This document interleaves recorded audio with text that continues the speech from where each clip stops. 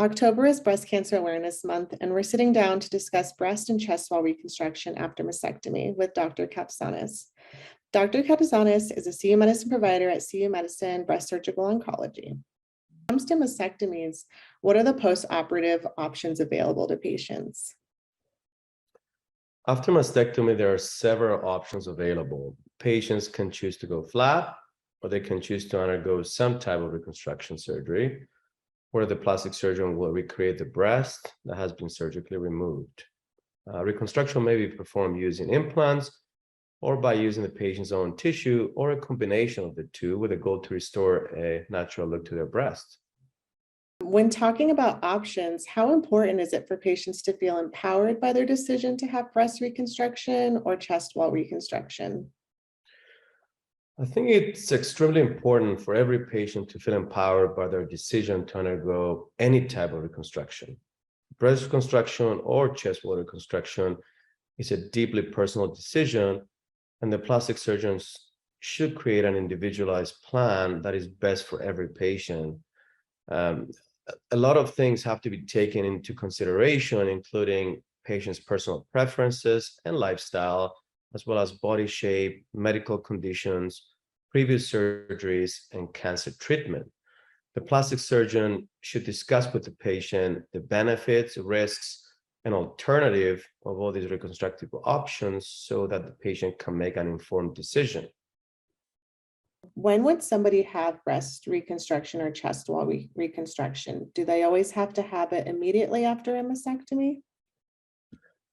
Breast reconstruction may be performed at the same time with the mastectomy, which is called immediate reconstruction, or it can be delayed for weeks, months, or even years, which is called delayed reconstruction. And there are several factors that may affect the decision to have an immediate or delayed reconstruction, such as the breast cancer stage, the breast cancer treatment, medical conditions, personal choices, and lifestyle. And these decisions have to be made in conjunction with the breast surgeon and plastic surgeon because the plan should be individualized and tailored to the needs of every patient. What does the breast reconstruction procedure involve? Let's concentrate on the two main types of reconstruction. We have implant-based reconstruction and autologous tissue reconstruction, meaning reconstruction from the patient's own tissue. I'm going to start with implant-based reconstruction, which is a very popular option that offers an acceptable cosmetic outcome without having to take tissue from other part of the body.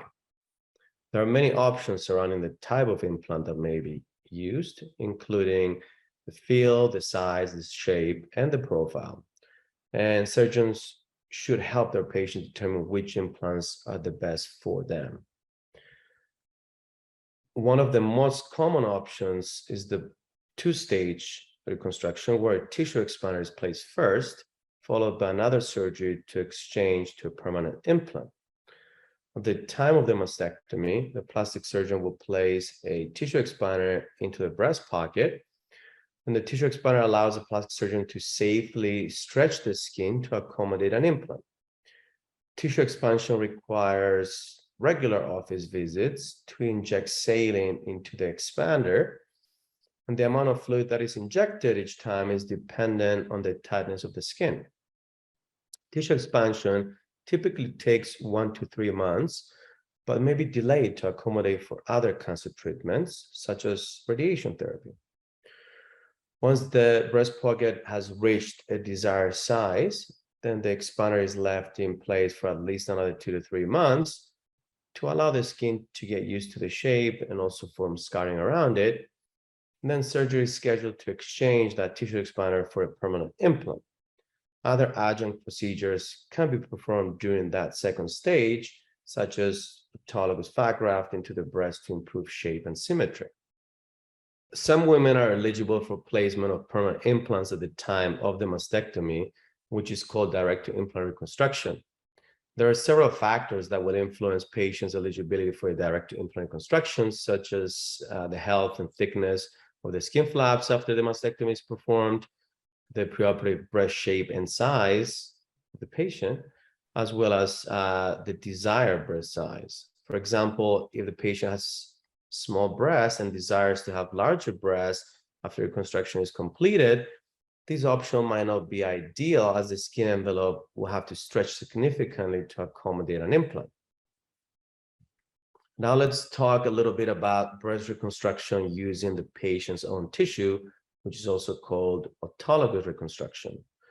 Autologous breast reconstruction consists of moving tissue, or what we call flap, from one part of the body to reconstruct the breasts. There are two different types of flaps that may be used, which are classified according to the attachment to the blood vessels. We have pedicle flaps, which is not as common these days, where the artery and vein remain attached to the tissue that will be transferred. An example of that is using your back muscle, the latissimus flap, where we take skin fat and the latissimus muscle from the back to reconstruct the breast.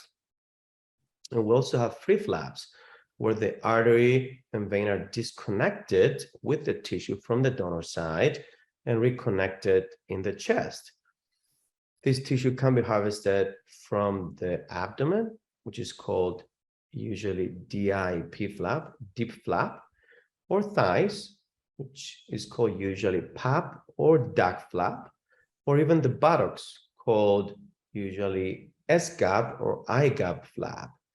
And it really depends on the body of each patient and where they have extra tissue that can be utilized for this type of reconstruction. The main benefits of this approach are that in the majority of cases, the patients do not need an implant, and the reconstructed breast can have a more natural looking appearance. Another benefit is that the donor side will have a better contour since redundant tissue is removed. Okay, so when it comes to going flat after mastectomy, what does that procedure involve? This is obviously one of the options that should be discussed with every patient considering reconstruction or even a revision of reconstruction. There are numerous reasons someone may choose to go flat from the beginning or to have their implants removed at some point. And this type of surgery is done to rebuild the shape of the chest wall after one or both breasts are removed. And during the surgery, extra skin, fat, and other tissue in the breast area are removed, and the remaining tissue is then tightened and smoothed out so that the chest wall appears as flat as possible. What do you find most valuable to patients when making a decision to have breast reconstruction or not? I think understanding all the available options along with their benefits and risks and tailoring these options to their personal preferences, lifestyle, body shape, medical conditions, and previous surgeries, as well as cancer treatment, is critical to help with the decision-making process. Patients should express their concerns and share their desires with their plastic surgeons, as the surgeons can guide them to the right direction to select the best option for them. You provide care at CU Medicine Surgical Oncology. Can you talk about your approach to patient care? I strive to provide safe, compassionate, comprehensive, and state-of-the-art care in the most comfortable environment possible. And it is important to treat all patients with dignity and respect and recognize they're unique individuals. And as such, they may have physical, psychosocial, and philosophical differences that may affect their treatment choices. It is critical for me to work very closely with every patient in order to establish the best plan moving forward, which then allows me to deliver the best possible personalized results to meet their goals and expectations. Is there anything else you want patients to know about mastectomy and chest wall or breast reconstruction? Quite often when we see patients in clinic, they're concerned about their eligibility for reconstruction and ask me, am I eligible for breast reconstruction and will it be covered by my insurance?